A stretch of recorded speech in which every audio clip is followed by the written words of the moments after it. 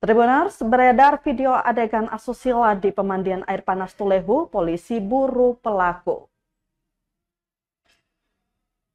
Beredar sebuah video tak senonoh memperlihatkan pasangan sesama jenis laki-laki melakukan adegan tak senonoh. Video berdurasi 26 detik itu beredar luas di masyarakat melalui grup-grup WhatsApp. Video itu direkam secara sadar oleh keduanya. Pasalnya mereka melihat ke arah kamera smartphone sambil tersenyum. Tampak kedua lelaki itu hanya menggunakan kolor atau celana dalam. Diketahui video itu direkam di lokasi wisata pemandian air panas Tulehu. Terpisah dari itu, Kanit Reskrim Polsek Salahutu Bribka Purwanto yang dikonfirmasi melalui WhatsApp mengaku hingga kini belum mengetahui identitas kedua pelaku.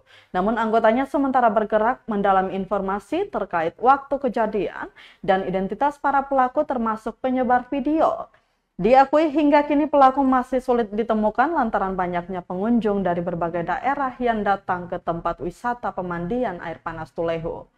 Menurutnya, Tribuners, beredarnya video tak senonoh itu merugikan pemilik tempat wisata, bisa berupa turunnya jumlah pengunjung ataupun membawa kesialan. Selanjutnya, pemilik wisata pemandian air panas Tulehu sudah diarahkan agar membuat laporan polisi ke Ditreskrim Sus Polda Maluku.